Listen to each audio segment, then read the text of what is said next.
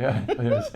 Hey everybody, William Wallis here, William Wallis for America. Thank you so much for turning into another episode of my show. And as you guys know, if you've been following along on the YouTube channel and the Facebook page, all at William Wallis for America, I'm going around interviewing our legislators that are getting together this next session, making things happen for our state. And you'll notice, first off, before I introduce my guest, you'll notice on my left shoulder out the window is the ammunition barracks. You're going to see the east side of the Capitol in the background. And as you know, I think they have a good background, and so you keep it in here. And to my left is Beryl Amedee, State Rep Beryl Amedee, District 51.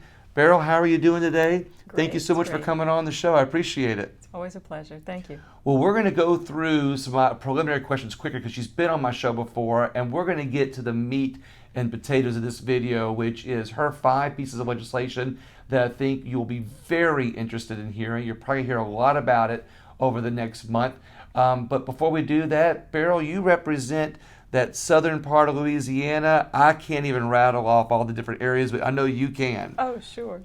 And there are a lot of small communities, but let me just summarize, and I'll say I represent portions of Terrebonne, St. Mary, Assumption, and Lafourche parishes. That's those areas that you only hear about in the case of an emergency or a hurricane's coming in. Well, it seems. I prefer to think that you hear about them when you think of good things like shrimp and crawfish and sugar cane and oil. I love that positive. I love that way of saying. Thanks for correcting me on that. So, I guess when you're really looking out for the good things like that, you find a lot of great things in your area. Yes. And I want to hear about the great things that you're doing for that area too. But before we do that, what is your background again? What background did you come from before you became a state rep? Well, I was a long-time homeschool mom and small business owner, and when I got elected to the House, we came in with a $2 billion deficit that we needed to solve, and so I knew I was going to end up in Baton Rouge so long that year that I closed down my business, and so now I do this full-time. I like that. That and spoil grandbabies. Spoil grandbabies. Yes. That's a unique way of saying it. I like that. So we have a session coming up now. It's a fiscal session, and I know that you stepped out of a budget meeting to do this time with me today, and I really appreciate that. Thank you. And so like I said, that time I know is valuable, but I think you also realize it's valuable to people know. So I wanted to give you that opportunity to let people know what you're working on, Sure. in this. Sure.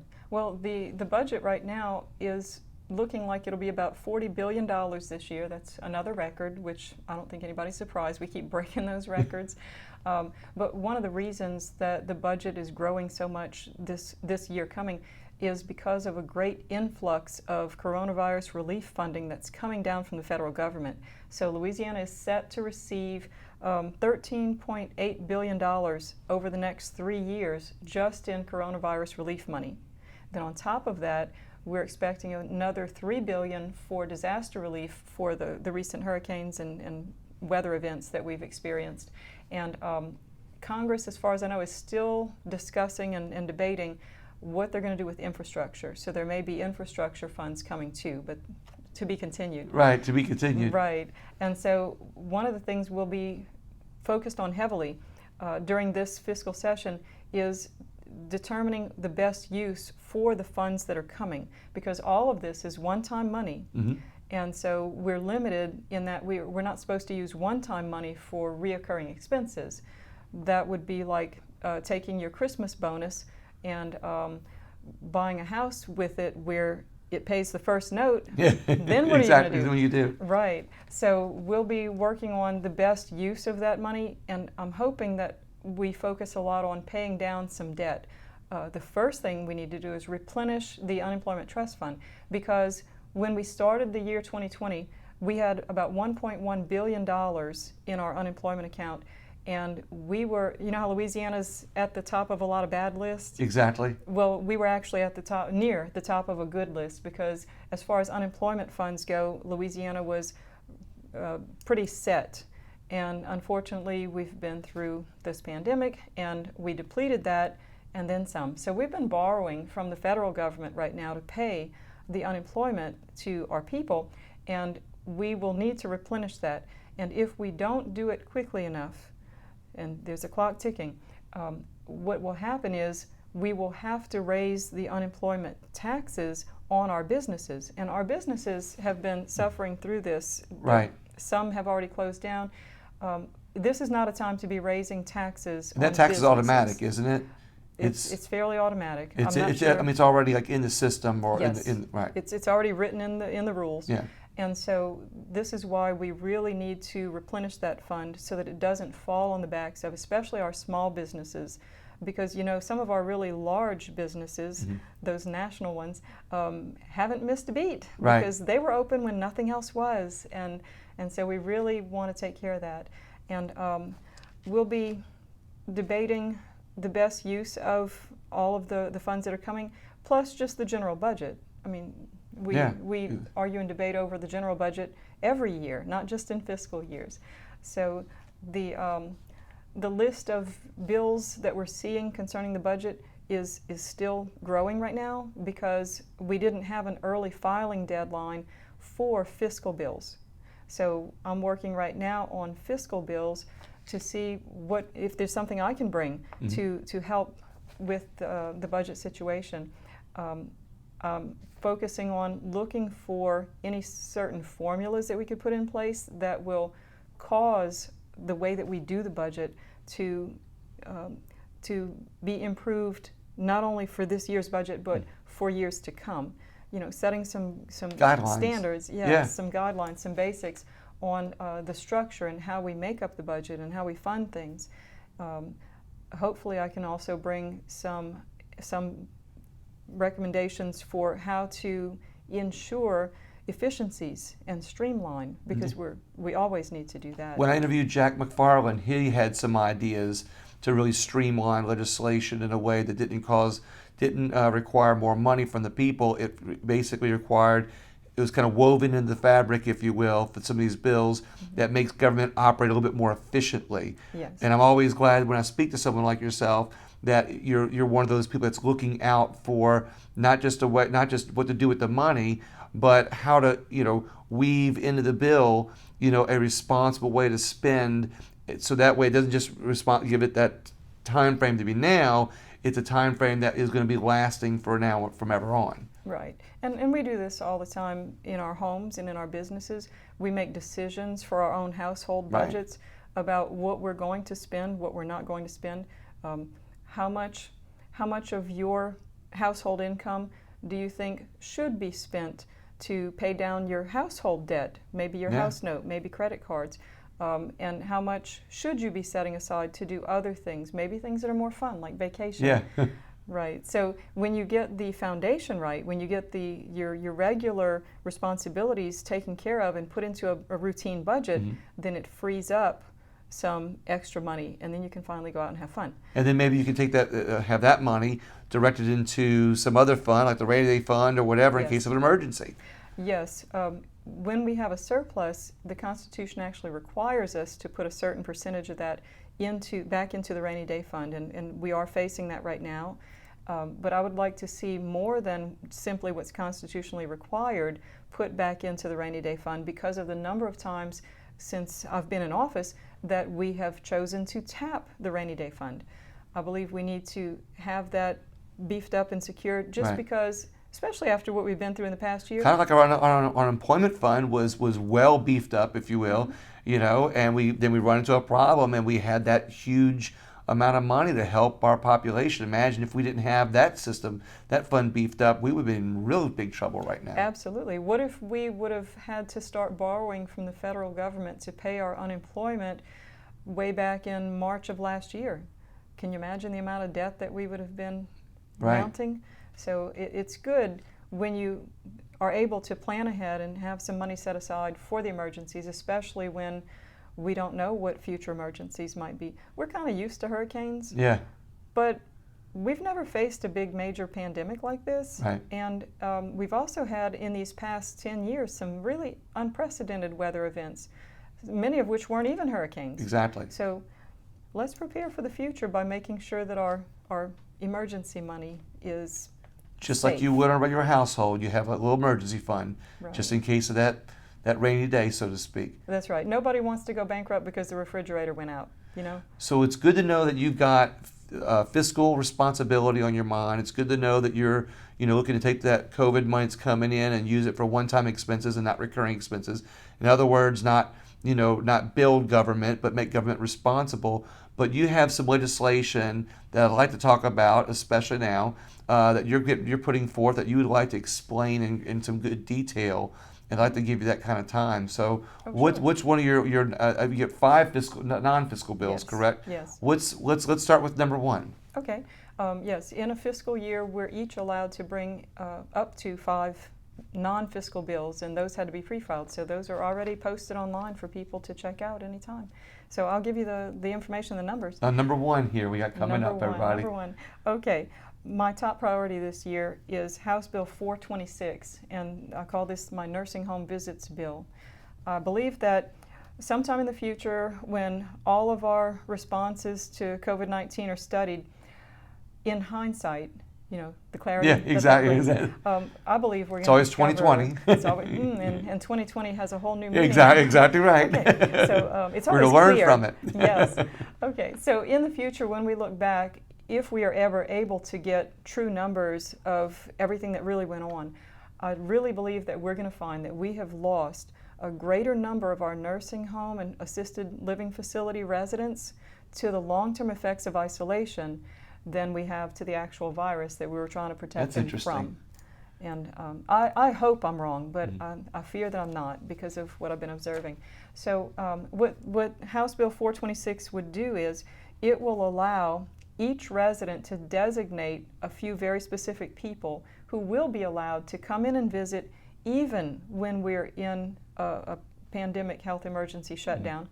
The visitors will be able to come into the nursing home and visit under the same guidelines that staff has to use. So if staff has to wear gloves and a mask, then the visitor would have to wear gloves and a mask. If staff has to have their temperature taken or have some other health screening, then the visitor would have to do the same.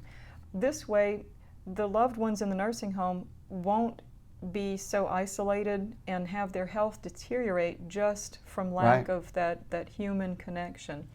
And that's House Bill 426. And what I like, one comment on that is I always point out that sometimes the legislation that we want doesn't get through, but with bills like this, in the process of debate and the council and the committee meetings, we might find other answers that will help elderly people in our community. So it's always a good time to bring this forward because we might find how important this actually is and find ways to improve our nursing homes. So I think that's I like the spirit of this bill. Well, thank you. And I think that's part of the process of bringing bills up and discussing and debating in committee where the public can have direct input, and then later again on the House and Senate floor where the legislators get to discuss fully and the public can still have some input. I believe that through the process we very often find the best answers. And so I'm happy to be able to bring this bill and bring it up for discussion and let's see where it goes. I really hope that the bill passes with flying colors because the stories are just heartbreaking. I've asked people who are affected directly by these limits on visitation to email their stories to me because I've been printing those and compiling them and I'm putting them in a bound notebook to give to certain people in positions of making these decisions because I want them to be sure that they know the human story behind the decisions they're making. I'd like them to know that when you say that you can only visit through a window, there are a lot of people in nursing homes who can't make it to the window or who can't comprehend why their loved one won't come into the room. That sense of loneliness. Very much, very much. So I'm hoping that this passes and that we can get back to being able to hold hands and hug and see Grandma and Grandpa and let the grandkids come in and visit also as soon as possible. Love it. So you have another one here for us too. Sure. Okay, this one's getting a lot of media attention. I have House Bill 542, which is the Fairness in Women's Sports Act. So this one says that girls and women deserve to have the opportunity to compete fairly in athletic events. That way their hard work can pay off and they can reap some of the rewards they'll be able to enjoy all the benefits of victory, from medals to scholarships to a chance at the pros. When we allow males who self-identify as female to compete on the girls and women's team, it puts the females at a disadvantage. It destroys their athletic opportunities because, generally speaking, it's just by design, males have an advantage in most of these athletic sports. It's why men and women's sports have always been separated. Exactly. Not because they're not trying to segregate males and females, but because they want men and women to be able to compete on their level. Now, of course, there's women that, can compete, on a much higher level, but those are the ones that usually get the scholarships and everything, just like there's men who might not compete as well. True. But I like how this gives women an advantage that they've been fighting for all these years, right? Yes. Well, Title IX was passed in 1972, and this was part of it. It wasn't just about academic access. It was about the ability to have true competition in athletics also. And so when our laws ignore biological differences, it's the women that end up bearing most of the harm, because the males are going to have the advantage. When we allow males to compete on the girls' teams, then we're reversing 50 years worth of advances for women. And I don't think this is a time where we need to be set back by 50 years. I'd like to comment on something. I think when you said identify a little while ago, of just a second ago, and what came to my mind is, while there are men who identify as women, and that might be their right, their hormones may not identify as women in some ways, and as a result, it creates a little unfair advantage for women to be able to get the scholarships and get the things that they might get playing sports. It does, and even when a person undergoes hormone therapy, even after a year, the physical advantages don't go away. In general, men's bones are longer, their lungs have greater capacity, their hearts are larger. All these things are advantages whenever you're talking about most of the competitive sports events that we have. So the spirit of this is not to hurt anybody's decision on how they choose to live their life. The spirit of this is really just to strengthen women's sports and women in general, and giving them an advantage between each other to compete for those same scholarships. Yes, it's simply fairness. It's making competition fair. In boxing, you don't let the heavyweight guy beat up on the featherweight guy. Right. Yeah. There are advantages right. that the heavyweight guy is going to have, and that makes it unfair.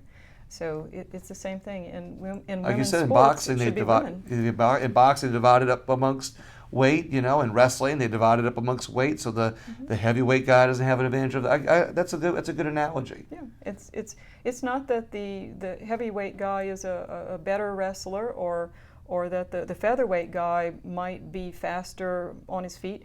It has nothing to do with that. It's all about making sure that when you put the two guys in the ring, the competition is fair. It gives them a chance to show their skill on a level playing field.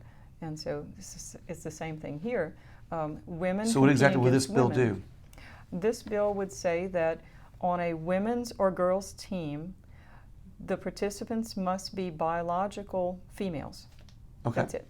Very simple. Very simple.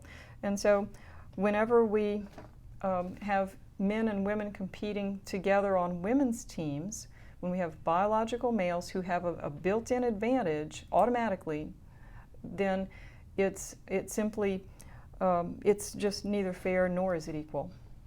And like you said, it sets women's sports back many years. Right. So. 1972 was a long time ago. Yeah. Let's not go backwards. It wasn't that long ago. Okay. It was a long time ago for women's sports, but not long ago for me. Yes. So, yes. But so number 3 is number 3. I have House Bill 578, and this is an abortion reversal disclosure. When a woman opts to have a chemical abortion, Mm-hmm. that's an abortion that's done by taking a certain pill that's given in 2 doses. This bill is going to require that the abortionist inform the woman that there is a pill available that may reverse the effects of the first pill. It has to be taken in between the two. You have to take it after the first pill and then not take the second pill. But the bill simply says that you have to notify the woman that this opportunity exists to reverse the effects of the pill. It makes it possible, it makes it okay for a woman who has made the decision to have an abortion to change her mind.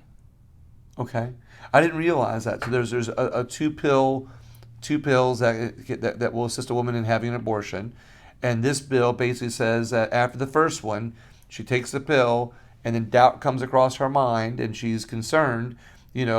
This bill would make it the responsibility of the physician to say, hey, look, if you do change your mind, there's this pill that reverses it. Right, right. Okay. And so it's not guaranteed now. It's an opportunity because Exactly. it has to be taken within a certain period of time, and it's a chance. And so, to me, this is related to the concept of buyer's remorse. Okay. Right Yeah, now it's in Louisiana, if you sign a contract, if you finance a car, for example, you have a 3-day window correct. in which to say, maybe this wasn't a good financial deal. And so if we're going to do this for finances, if we have to let people know that there is a buyer's remorse option to get out of a contract, Mm-hmm. then I think it's only fair that when this pill that reverses the effects of the abortion pill is available, it would be a good idea to let people know that it's available, just in case they have that moment of remorse. So this doesn't take away a woman's choice. This simply educates women that there are avenues in case they decide to change their mind. That's right. Okay. Right. That's just being more informative. Yep, that's it. It's going to require a little piece of paper stapled onto Doesn't the take away prescription any bag. women's rights. Nope. Adds information to help women with other decisions. That's right. Okay. Just in case they need it. That's an easy one. Good, Okay. good. These are all pretty straightforward. You have number 3. Yeah. As I said, there's 5 good ones here. So let's see what that number 3 is. Well, I'm so glad you think all 5 are good. That's great. Great. Okay. The next one is House Bill 579, and this one is about bodily autonomy and the right to make our own health care decisions. So every medical procedure carries a risk. If it didn't, you wouldn't have to sign a form. Okay. Okay. So every medical procedure carries a risk, and wherever there's a risk, there must be a choice. I mean, that's the humane thing to do, right? Just like this other bill. There's a medical procedure, and there's a choice, and there's information. So this is kind of that same spirit. Mm-hmm.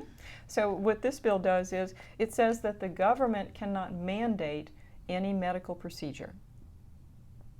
You always have to have a choice, a say in the matter. Now, this includes vaccines. Okay. It doesn't do away with the required immunizations for students. Right now, students entering school all the way through college are required to get vaccines according to a certain schedule. But in the same statutes that require the vaccines, there is an option for those who have either a medical or religious or philosophical concern about a vaccine. They're able to simply submit a waiver from a doctor or a letter of dissent stating that they object to this vaccine, and so it's an opportunity for them to continue being enrolled and not have to get a vaccine that may be harmful to them. And so this bill doesn't do away with that. Okay. It simply says that there is no government entity that can require you to have any certain medical procedure, including a vaccine. There has to be an opt-out. It also prohibits any government entity from requiring what's currently known as a vaccine passport in order to be able to... It also gets rid of that. Yes. This is a surprise for me because I didn't know this was in here. Yes. I like this. Yeah. We should be free to do everyday things like travel, like Right. get on a bus, get on a plane. We should be free to be able to go into the Capitol here or our parish government buildings or what have you. We should be free to do all that without having a health mandate, having a health procedure mandated before we're allowed to. So this would say that any government entity will not be able to require vaccine passports, for example, in order to do everyday things like travel, participate in sports. And of course, this pertains to Louisiana. Yes, this is Okay. a Louisiana bill. I understand that because the only reason I was bringing that up is to make the segue into our 10th Amendment rights. This helps separate us from federal government if they decide to do that. That's the point I wanted to make. Right. But I want to interrupt you. Yeah. So people have said, oh, she must be an anti-vaxxer. And so I just want to let you know, I am not anti-vaccine. Mm-hmm. But what I am is I support ethical vaccines for all and mandates for none. That's a good way to put it. Ethical vaccines for all, but mandates for none. It should always be your choice. I agree with that. Well, thank you. I absolutely. I mean, because I certainly, especially with Florida, Florida's already said no medical passports, mm-hmm. and I think that we should be allowed to travel freely in the United States because this is something that if, let's say, they require a medical vaccine, or medical a passport for medicine, there's no doubt, no reason to say that in the future it wouldn't set the precedent for what happens if you are saying the wrong thing and they say, whoa, you don't have a passport to be able to say that. You have to have a passport if you want to talk about politics or medicine. You have to have a pass. I mean, of course, I'm being a little bit more, exaggerative about it, but the whole concept happens from one start. Well, yes, and what you're talking about is we have constitutionally protected freedoms in this country. Right. Right. And it seems that if we're going to allow the government to dictate what can be injected into our bodies, then they will certainly also trample over all the other exactly freedoms that we have in our Constitution. So, and I think this also puts up a roadblock for fear, meaning that if government in the future sees that fear works, it's not going to stop using other fears to create other laws that infringe on our freedoms and liberties. That's a good way to think about it. So I'll let you finish explaining it. Oh, okay. No, well, that was it. The last one of the five is... So real quick, I'll summarize on that one is not force you, mandate you to have a vaccine if it's against your will, basically, mm-hmm. or create a medical passport. Right, either one. Okay. And it doesn't simply include vaccines. It could include any medical procedure because some people are able to remember a time in the United States when pediatricians routinely scheduled 4-year-olds for surgery. They removed their tonsils whether they needed to come out or not. I never knew this. Oh yes, in the 50s. Fortunately, the medical specialists, experts decided that this was not really a good thing to do and they stopped. So they don't do it today. But it was so routine, you could see it in certain old TV shows. I mean, just ask people that are a little bit older than us. And okay. They remember. They a lot probably older had than to us. schedule their children. Okay, a lot older than us. And I bring that up as an example because that really happened. That was the norm, that at 4 years old, you brought your child in to have their tonsils removed. And I think medicine has learned a lot since then. But I bring it up to say that if that came today, mm-hmm. if somehow the medical community decided that something like this should be done today, in our current environment, the government might mandate that it be done. And then there goes your choice. At least in the 50s, the parents had a choice. And some people might say this is conspiracy thinking, it's outlandish, it would never happen. Check the history. But when you look at the history, or you look at kind of what's going on today with the fear aspect of it, it doesn't mean that it's that far off or that close. It just means that what your bill does is says, hey, look, we're aware of what could happen. We're going to create this law so that way it stops it from ever having the opportunity to happen. Right. I like that. Right. Or you got one more bill for us. Yes, I do. Okay. Okay. So House Bill 602. This one is free speech on social media websites. I have friends whose entire social media accounts were deleted by the social media company. I have friends, and even some of mine, comments on social media have either been deleted and removed, or they've been suppressed, and usually without even being the person even being notified. It's like all your friends can see it, but you can't. So if there's a social media entity website that is operating as a town square, that means it's supposed to be a place for public discourse. Right. And they limit your content, your comments, your videos, pictures, or comments, whatever. If they delete it or limit it, and your free speech has been violated, this bill would allow you to sue in Louisiana for up to $75,000 in damages. Wow. So this is, again, it's one of these things that, hey, puts up that sign that says, hey, you're not allowed to do this. It makes them more cautious about how they operate in, of course, Louisiana. Well, we hope so. Yeah, exactly. That's the intent. Yeah. But the other good thing about this is, I think, I'll let you finish that in a second, but about what I like to tell people is it's our state legislatures that can have the most impact on our freedoms and liberties. And if something like this passes here, then it makes a model for other states around the country to do the same. And then as those states start, putting up those same roadblocks, those same signs, other companies get the idea, hey, we can't really do this. Right, and this same legislation or similar legislation has been proposed in several other states. I don't have a total yet of where it has passed because other state legislatures were in session before ours, so they're already in progress. So I'll have to get an update before we bring the bill to committee to see, how it's doing elsewhere. But there is a federal law that says that states can do this, because we're not talking about every social media website. Right. We're not talking about private pages. We're talking about social media that operates like a town square. Right.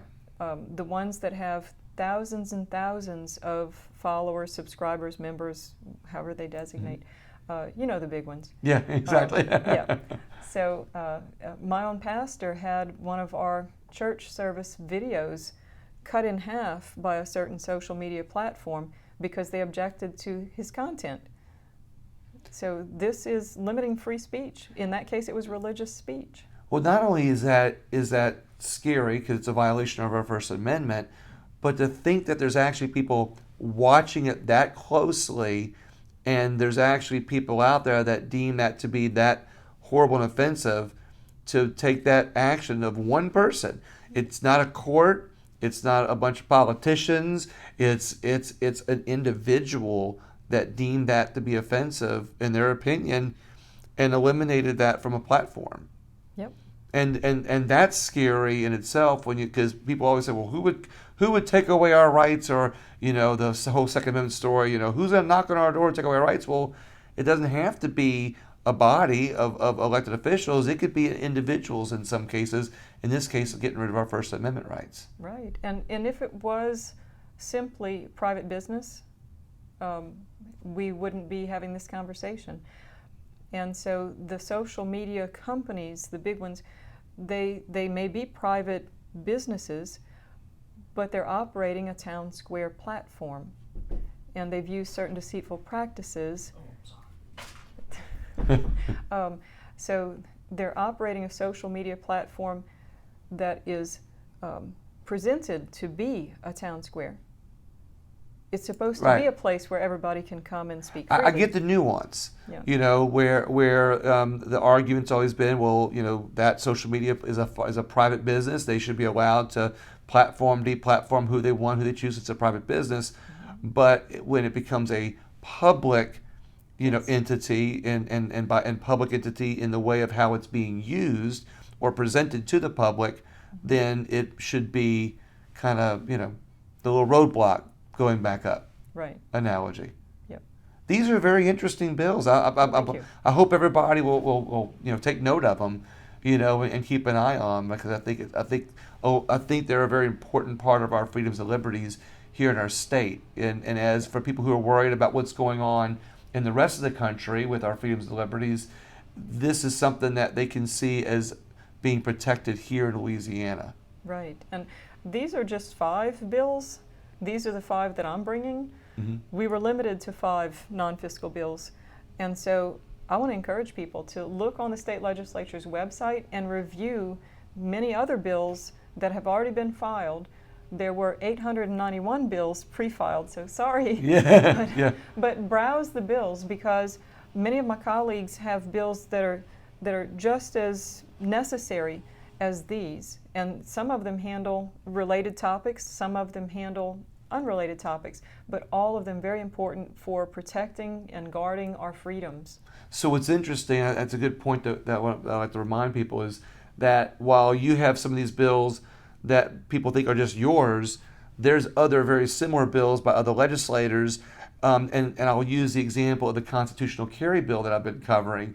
There's actually, people say, oh, constitutional carry, but not many people realize there's actually 3 constitutional carry bills, and if you look at them, they all have different variations, different things.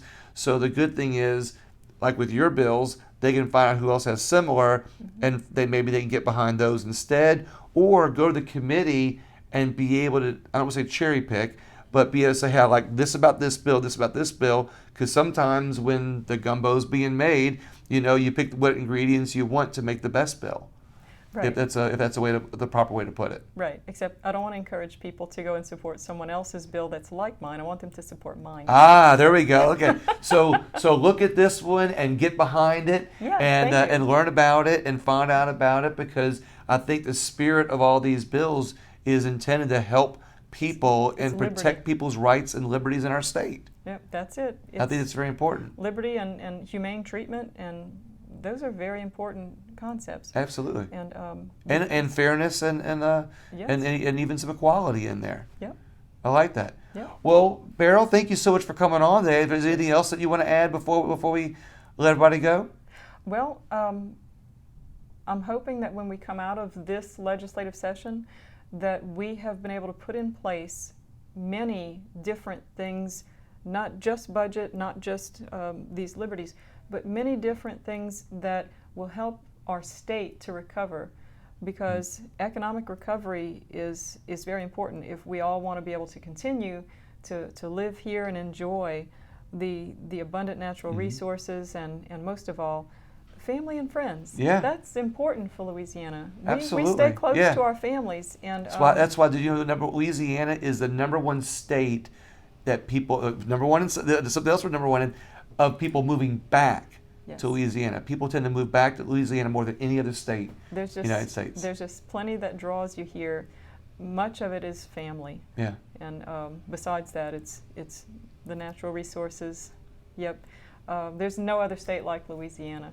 And I believe that all of my colleagues would agree that the reason that we're here and that we work so hard is to try and make this state a place where our children, our grandchildren, and all of our friends and family can come back, stay, and continue for generations to come. I like that. And I like the fact that our representatives are looking out for our family and our friends, and people here to help build a state where people want to come back to. And I want to encourage everybody else, please share this video. Let some other people know about it. I think we have some good legislation coming through here. I think we're at a turning point for Louisiana. And I think when people like yourself are looking out for our citizens, I think it's a good thing. Thank you. Thank you very much. Yep. Everybody else, you have a great day, and I appreciate it. And if you want to listen to the podcast, there'll be a podcast on this on any podcast player at William Wallis for America. Thank you again. Have a great day.